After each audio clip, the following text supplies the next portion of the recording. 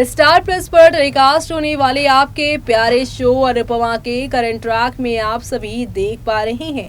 नन्ही अनु के आने के बाद सब कुछ परिवार में एक तरफ खुशहाली भरा हो रहा है, क्योंकि कहा जाता है कि किसी के कदम पड़ने से अक्सर चीजें अच्छी हो जाती हैं। इतने लंबे टाइम से यहाँ पर पारितोष और वनराज जो है काफी कोशिशें कर रहे थे नौकरी पाने के लिए, लेकिन जैसे ही अन्नू के कदम इस घर में पड़े दूसरे ही दिन वनराज को नौकरी का कॉल आता है। और दूसरी तरफ यहाँ पर पारितोष को भी एक मल्टीनेशनल कंपनी से ऑफर आया है इंटरव्यू का। तो अब ये रहे ना अच्छे कदम, जिसके पड़ते ही शो में यहाँ पर सब कुछ ऑल इज वेल होता नजर आ रहा है। लेकिन वो कहते हैं ना कि कुछ लोग उस अच्छाई को गिनते नहीं, जैसे कि यहाँ पे पारितोष और वनराज। काव्या ने जहाँ पर लकी कहा अनु को, ये बात उन्हें बिल्कुल भी भाई नहीं। लेकिन अब शो में आप सभी देखने वाले हैं काव्या किस तरीके से अपनी प्रेगनेंसी को लेकर आगे बात करती नजर आएंगी।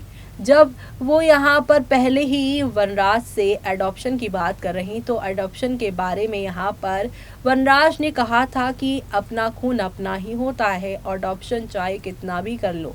ऐसे में काव्या को लगेगा कि वीर को अपना ही बच्चा चाहिए। वो प्रेगनेंसी के बारे में सोचने वाली हैं और लीला जब ये बात सुनेंगी तो जिस तरीके से उन्होंने अनुपमा के एडॉप्शन पे रिएक्ट किया था, उससे भी ज़्यादा गंदा रिएक्शन वो काव्या की बातों पर देने वाली। वो कहेंगी ऑलरेडी इस घर में 3-3 मेरे बच्चे हैं और अब मेरे बच्चों के बच्चे हो रहे हैं, यानी कि यहाँ पर वो कह रही हैं कि वो पारितोष के बच्चे को यानी पोते के बच्चे होने वाले हैं, तो वो इस घर में अब वनराज का बच्चा होने नहीं देंगी।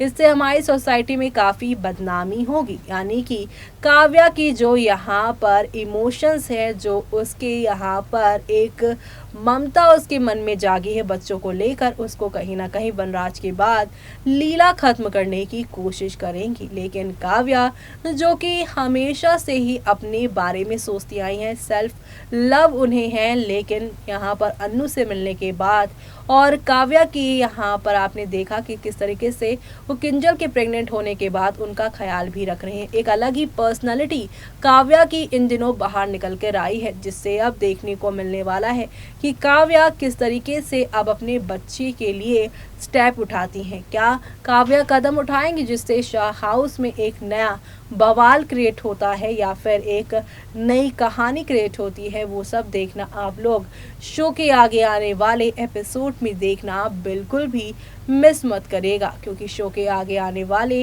एपिसोड में आप सभी को अब 1-2 नहीं बल्कि हाई वोल्टेज ड्रामा देखने को मिलेगा।